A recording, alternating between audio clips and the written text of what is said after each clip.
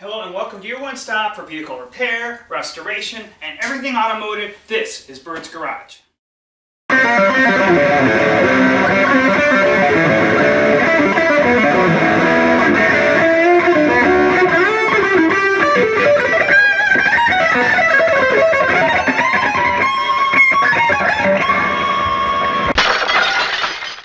Right now we have this 97 Malibu in the shop, but unfortunately it was just sideswiped in this right rear door and quarter panel. So we're going to go ahead, we're going to assess the damage and actually do the repair ourselves. The body shop wanted over $1,400 to do this same repair, and I think we could do it for about a third of that, maybe just around, just about $500. So right now we're going to assess and look at this door first and see what we got to do to repair it.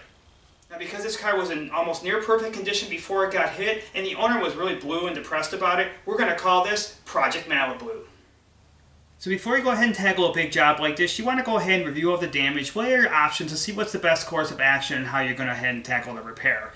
Now yes, this door skin is in pretty good, and it's not beyond my skill set that I could pull this skin out, and with a lot of blocking and filling and primer, I could go ahead and I could redo this door back to the way it was from the factory. But do I want to go ahead and spend all that labor and try to do that when I could probably get a replacement door from a salvage yard or pull it myself from a pick and pull place? Well, probably not. So I'm going to go ahead and do that right now. I'm going to go make some phone calls, look on the internet, see what I get a door for, and then also look at my material cost of what it's going to cost to refinish a door, because most likely I'm not going to be able to find this shade of green. And typically then you can't find a nice door. We get really lucky we could find a door that had no body damage. You're probably going to have, some dings or something you might have to repair before we go ahead and paint it and then go ahead and hang it on the car. But I think that's going to be the best process. So right now I'm going to go ahead and do that. I'll catch up with you shortly. Okay, so my suspicions were correct. I went to a local yard and I pulled this entire complete door for only $50. That's already a significant savings from what the body shop was going to charge to source another door. Unfortunately though, it's got a few minor dings here, but other than that, it's near perfect. So right now we're going to work on filling those dings. After we get done with the repair, we're going to prime it, and then we're going to go ahead and prep the overall door for paint, inside and out. Inside means the jambs that you can't see when the door is closed, and then the outer surface. So when you have little things like this, you want to resist the temptation of sanding the door down to bare metal, putting body filler on the dings, feathering the paint edges out, going ahead and then priming it and blocking it, and doing all that work. When modern technology has advanced, when we have products like this polyester glazing putty from Evercoat, which allow us to just go ahead, put it down on the door once, sand it, it'll be ready for a primer surfacer. So in regards to what your buddy said down the road and your grandfather said used to do body work, again, those days are out. Technology has improved greatly, so you really don't have to do that anymore. So right now what I'm going to do is take a red scuff pad and I'm going to go in those little dings and all around it, make sure the paint is nice and dull, and I'm going to go ahead and mix some of this glazing coat, put it over, and we're going to sand it, and we're going to go ahead and put some primer surfacer on the panel.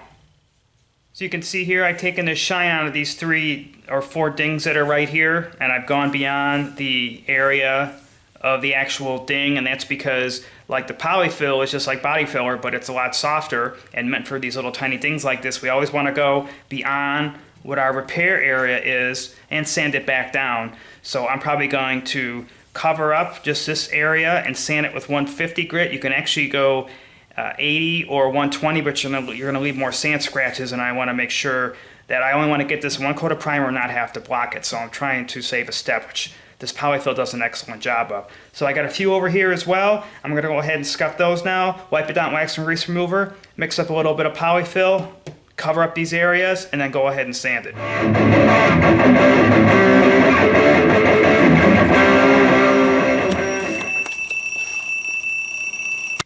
So you can see here that our polyfill used to be yellow, and now I put the hardener in, it's changed to a greenish blue. So we know we have enough hardener in it. So right now I'm going to go ahead and spread it.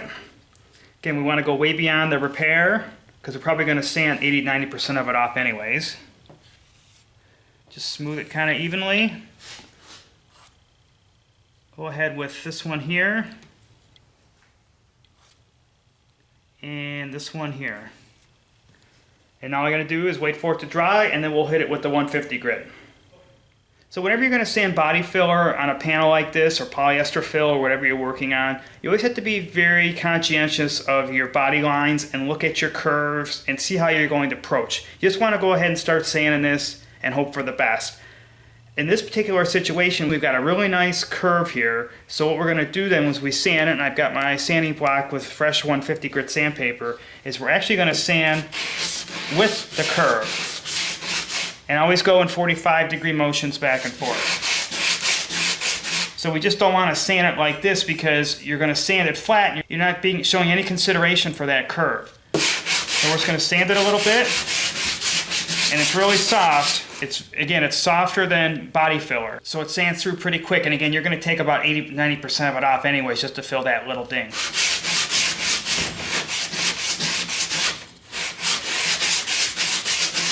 You always also want to hold the block, particularly with both hands, so you get a nice controlling motion of what you're sanding.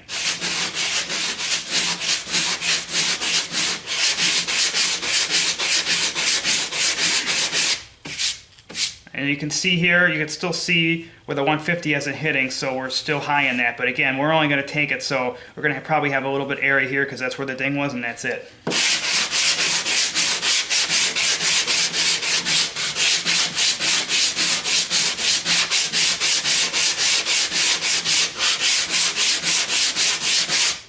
And we're getting closer and closer. It's probably just going to be that area, and that's going to be it there. You can also, on a really sharp curve, just use the edge of the block here instead of trying to use the whole flat. That sometimes works, just going like this and like this.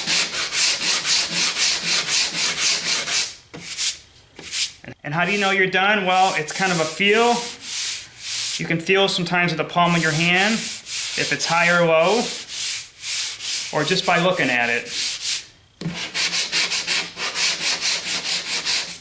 Again, we just had a very, very tiny ding here, so that's probably all the filler we're going to have to sand down. Again, what did we take? Maybe we took 95% of it out, I don't even know, but that's all we're going to be left with. So right now I'm going to go ahead and sand the other ones, and then we will be done, and we can start prepping this panel for primer. Now the reason I only scuffed these little areas is because I wanted to make sure if I scuffed the whole door, I wouldn't actually be able to see where I had to put the polyfill because the dings were so small. So I just wanted to first start out by scuffing these areas to prep for the polyfill, and then once we get this done, I'm going to go and scuff the entire door to prep for primer. We're going to prime this area, but remember, wherever you have shiny and you get primer on it, or actually body fill or polyfill in this case, the primer and paint does not want to stick to the shiny paint. So what we're going to have to do then is make sure we scuff everything. So we go with the primer, we'll prep the primer once it hardens, and then we'll go ahead and prep the whole door again for paint. Now you can see here we just had a little tiny ding, very, very small, and that's all the polyfill that's left.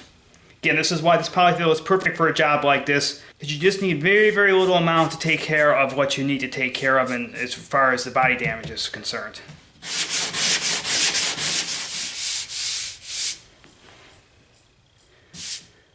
So with this area here, we had 3 or 4 tiny dings, and probably what happened is it pushed that whole entire area down, even though you really couldn't see it. You can only see those little pings.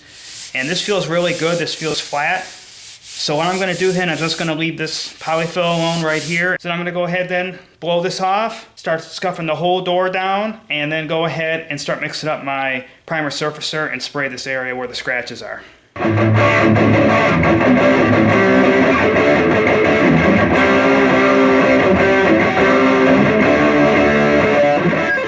When you're scuffing the door down, don't forget about the door edges.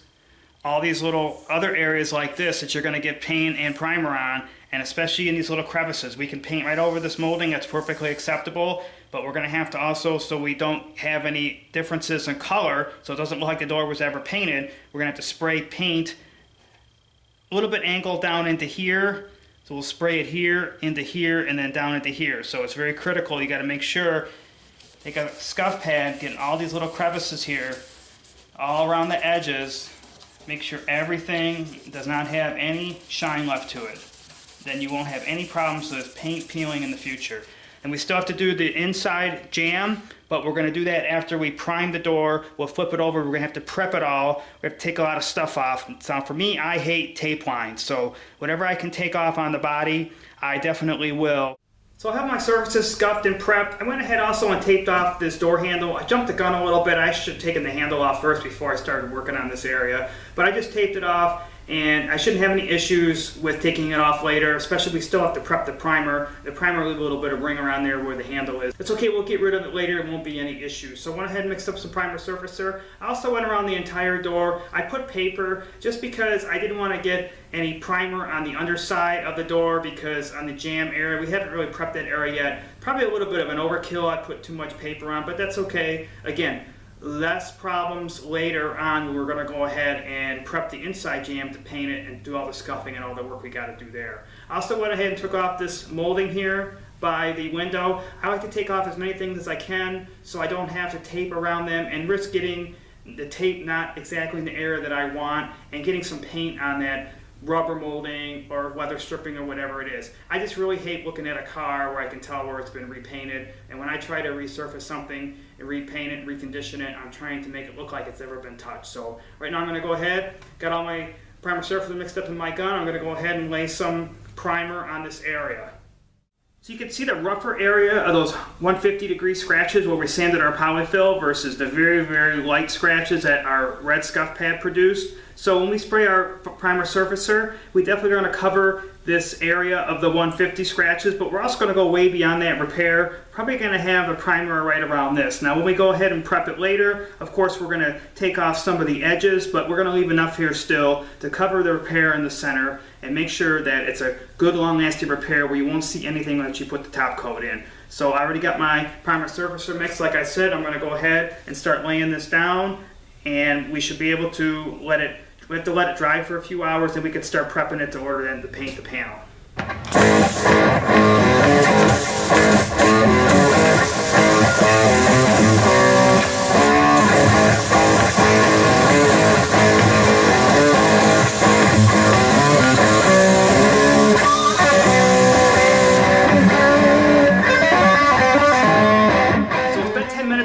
Splashed off. So what I'm going to do now is give it a little bit heavier, wetter coat, and I'm going to go beyond my first spray area, and then I'm going to let that flash off another 10 minutes, and I'm going to go ahead and do the same thing for a third coat, and then we're going to be all done priming.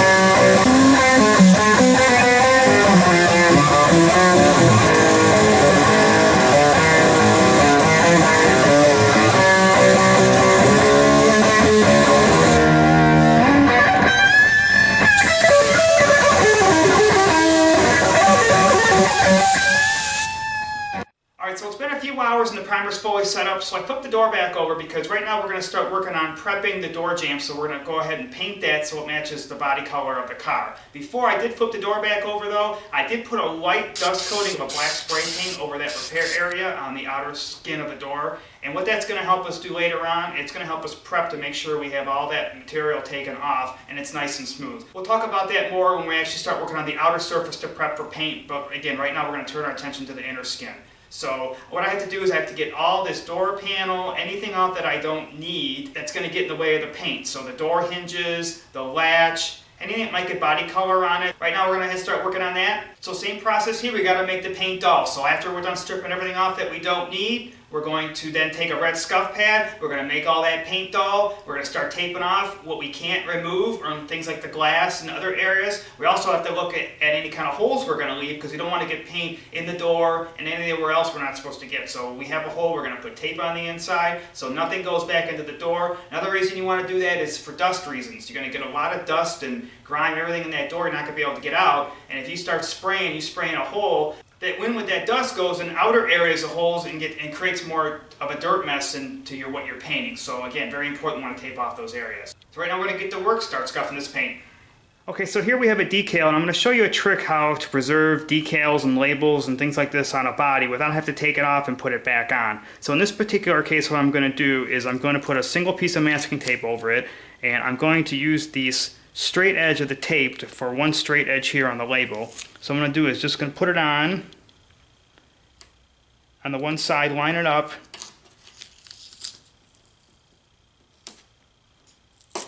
and tear it off.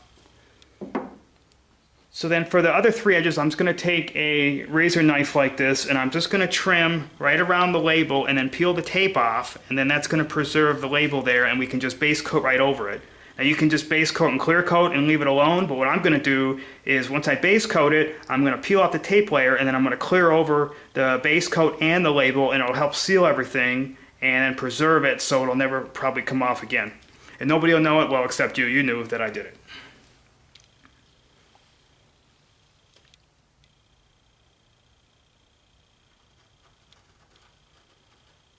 You want to have the razor do all the work. There's a little bit of a curve on the corner, so we kind of have to just follow along. You don't want to dig too deep. You just want to have the razor blade do all the work. Right around that corner. Let's see how we did when we pull off the tape.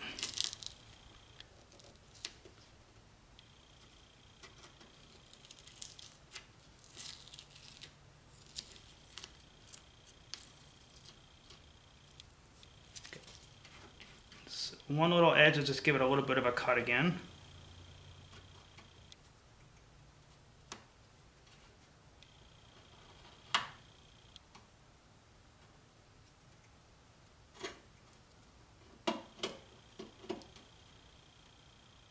Perfect, just like that.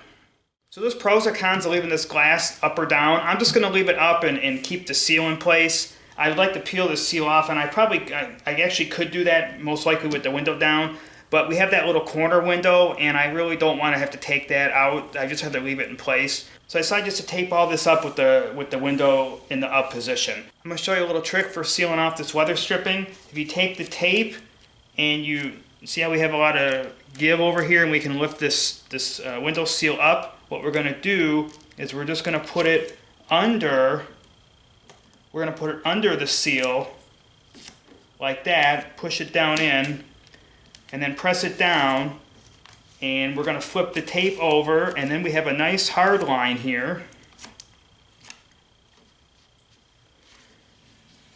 Got a real nice hard line where the paint's going to go and stop right at this line. Then when we're done with all our painting, we'll have a real nice edge and we pull that tape off.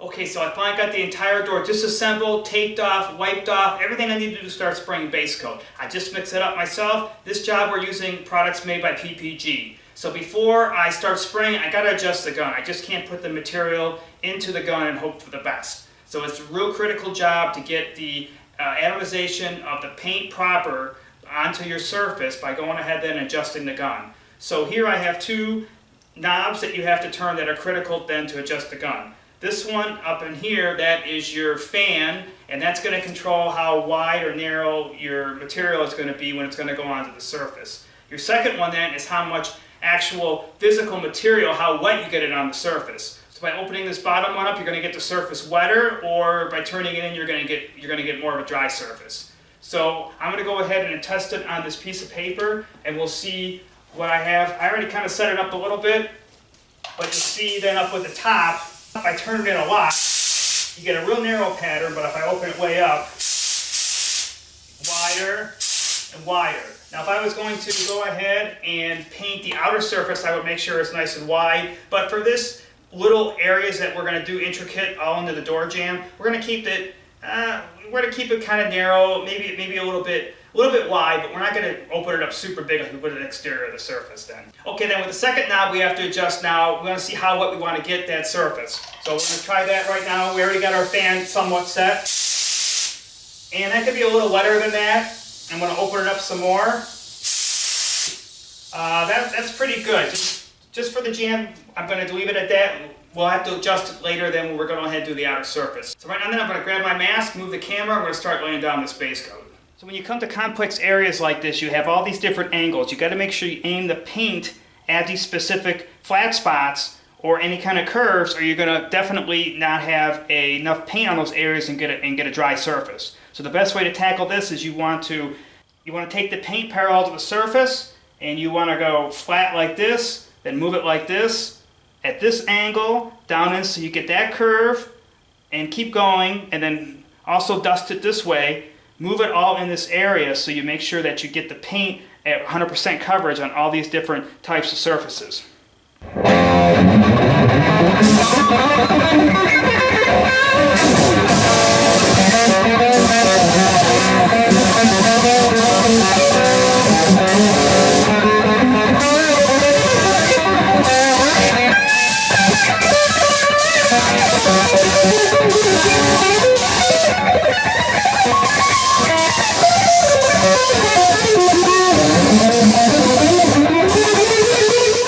Okay, so we're all done with the base coat inside the Jamb. After about 3 coats, this is what it looks like. I waited about 15 minutes of flash time between each coat. So now what we have to do is remove that masking tape off our lock information decal that we covered up first. And once we're done with that, we're going to start mixing up and then we're going to spray the clear.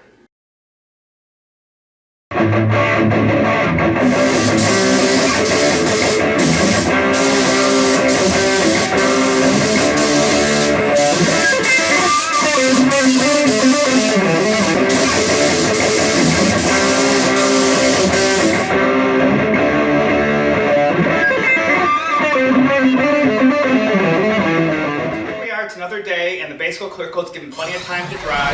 Everything's coming out real good so far with this project Malibu. So right now we flip the door over. We're going to start working on the outer door skin and prep that for top coat. Now the way I'm going to do that then, there's many different ways you can approach it. You know, a lot of people like to use DA sanders and do things like that. It's very quick, but I like to have a nice surface for the top coat to go on. So what I'm going to do is I'm going to wet sand the entire panel with 400 grit. That's going to give a really nice smooth surface for the top coat to come down.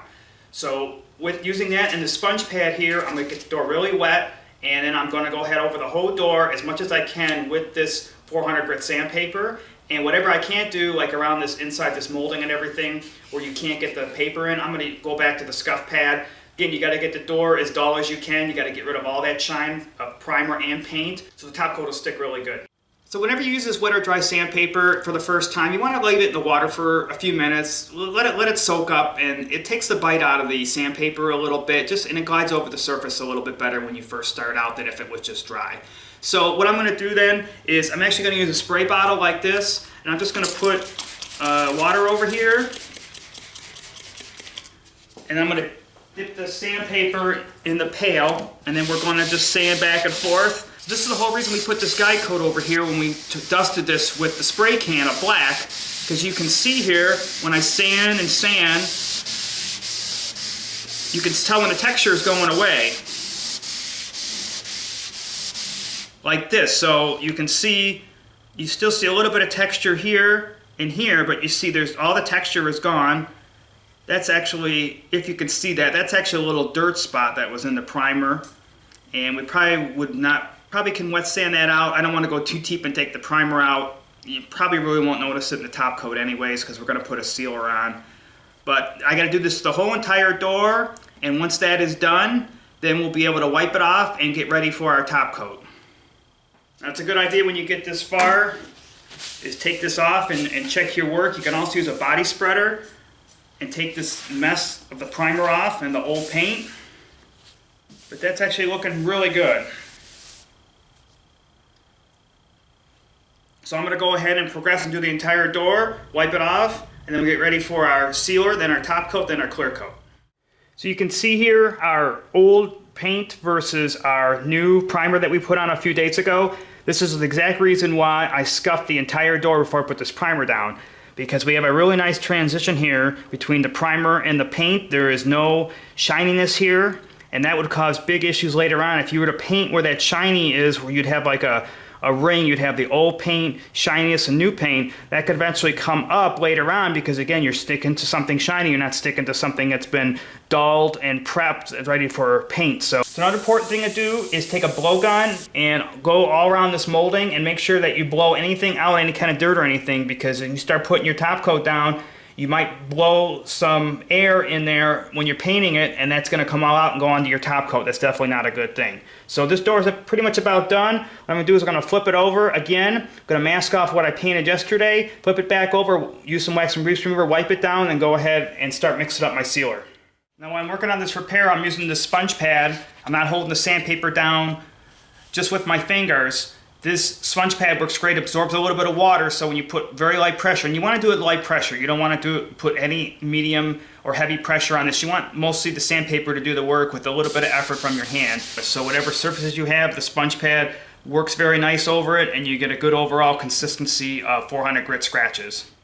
Okay, so I got the whole door right down, wax and grease remover, and I taped off all the jam areas so we don't get anything on our freshly painted surfaces from yesterday. And I just mixed up the sealer, and now I'm ready to lay that down on the door. And I already set up my gun, adjusted my pressure to about 30-35 psi, so I'm ready to go. So the reason I'm going to use a sealer is for two reasons. One, it promotes adhesion for the top coat to stick properly, and two, it'll actually make a more uniform color over the entire door. And if you don't do that, you might have issues with seeing the color when it's on the vehicle and it's out in the real world in the sunlight.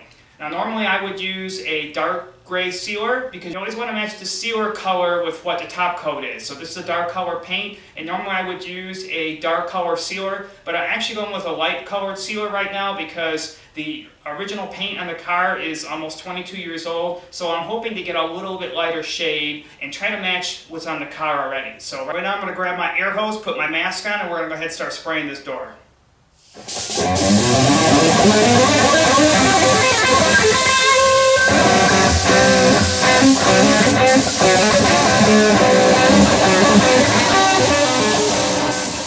Okay, so I've given the sealer about 20 minutes to flash off. It's a little more than what it needs, but I want to make sure it's nice and dry. I just finished mixing up the base coat. I mixed it 1 part the actual DBC to 1 part 860 reducer because it's about 60-65 degrees in here from where I'm spraying right now. I got the gun set up, and I'm going to go ahead and start laying down this top coat.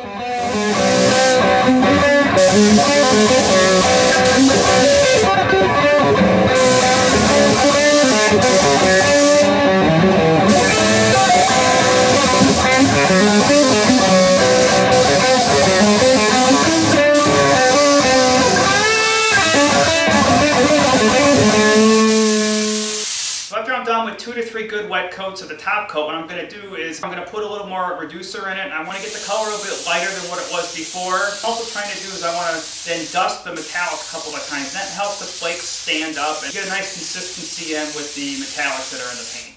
Alright, so a few days have passed and the clear coat's nice and dry, so I flipped the door back over. I put a lot of the components and the wiring harness and other things that I took off originally, so now we're ready to hang the door on the car. Now what I'm going to do now, it's a little unconventional. I do have a door jack, which is a special jack that will hold the door and lift it up and down, and so you can align the door properly onto the jamb and then put it onto the car. I do have one of those, but I'm going to do this a little bit unconventional. I want to do how you would do it at home, if you're, especially for right now, I'm by myself. So what I'm going to do is I'm actually going to unbolt the door at the jamb, and I'm going to pull the door off as one single piece. Then I'm going to pick this door up, and what I'm going to do is I'm going to aim for the striker on the door jamb against the door latch here in the door, and then what I'm going to do is I'm going to push the door forward, and it should line right up with the hinges. So I'm not going to touch the hinges inside mounted to the car itself, and I'm not going to touch the striker position. So doing that, we should be able to get a really, really good alignment by just popping the door on. Might have to probably play with the front end a little bit, up and down, maybe back and forth, just to get the gaps right. So you always want to look at your gaps too before you take this apart, because if you got a little bit of gap off, you're going to fight to try to match it later. This is why I already went ahead and I taped all the jamb up, so if I crash a little bit, I shouldn't damage the paint on either surface. I know we're going to paint the quarter panel later and work on that as well, but I still want to do best practices if you didn't want to do that and you're going to, again, want to do this at home. I'm just trying to show some different ways you can approach this. So right now then I'm going to go ahead, jump around, turn the camera, and we're going to go ahead and start unbolting this door and get the new one on, and hopefully we'll be good to go.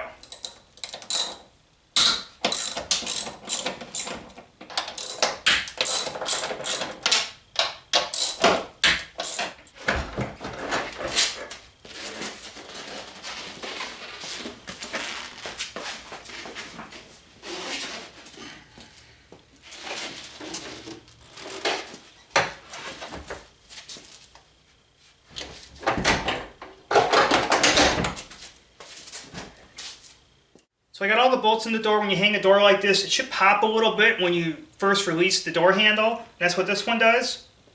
See how it pops off and then comes out at you? That's the perfect way you want to line the door. All the rest of the gaps around look really good. So besides putting the door panel on, buttoning up a few other things, this part of Project Malibu is done.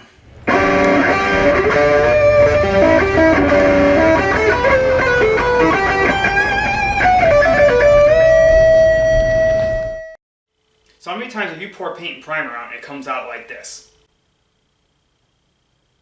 I know the answer, it's every time, right? It's really hard to do this job without making a mess on your workbench, yourself, the walls, and everything else. So I'm going to show you a cheap and easy, actually it's a free way to clean this job up, and the answer is right here on my workbench. So fortunately here I have a fresh can of base coat that I'm going to use on a car project, and I'm going to use this 2-inch tape, and I'm going to tape along the top of the can, and it's going to make a nice little funnel in order for the paint to come out. Now obviously you are going to make some sort of little bit of a mess. You can't do this without having some sort of splatter on the outside of the can. So before I tape it, I want to look around the can. I want to make sure there's no important notes or anything around here that I might need, or instructions. So if I don't get back to it 2 years, 5 years down the road, and I still have this can, then I want to make sure that I keep the instructions, the paint information, the brand, the part number, and things like that. So in this case, the only real instructions that we have here is our outer label that talks about the paint and the code and all the important information that goes along with that. So what I'm going to do then is I'm going to use the funnel area, and I'm going to make it right around in here. So if I open up this can,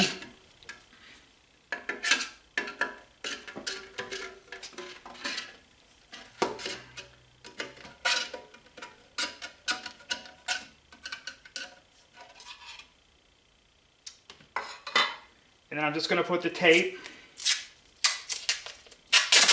and make sure it sticks kind of hard down.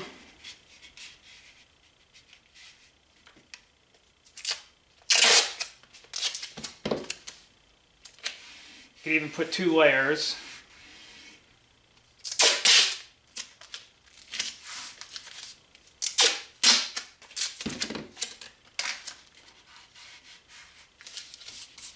Then that will give me a nice little funnel in order to pour out my paint. So there's one secondary thing I want to do before I put the lid on, and it'll make the job much cleaner and easier for every time I'm going to be working on this in the future and taking the lid off and on and using the paint and then sealing it back up. So what I want to do is I want to create a drain inside this lip where the lid seals, and that's so that this paint that's sitting in here will drain out back into the can, and then the lid will help push it down and seal it up, and you don't have to worry about getting a real messy area here every time again you pour the paint, and because it always seems to sit in this little area. So what I'm going to do is I'm going to you could take a screwdriver tip like this, or you can take a punch or something, and what I'm going to do is I'm just going to go right in the center, and I'm just going to create a little hole all the way around like this. And what that's going to do then, any kind of paint you have in this lip, it'll just drain back into the can. Now I clean this up the best I can, but you can't get all this paint out. So then once I put this lid back on, that paint that's in that lip's going to push downward back in the can. You actually save material that way, and then every time you're going to take this lid off and on for future projects, you're not going to have to worry about a big mess and all this paint drying, and the lid will still seal until you need it again the next time. I must say this door project came out fantastic. The paint looks really good, and it's got a nice fit and finish all around the door. Unfortunately though, it makes the quarter panel look that much more worse. But we're going to have to say that for another show. So as always, thanks for watching, good luck with your projects, and remember, it's not a rewarding day unless you get dirty.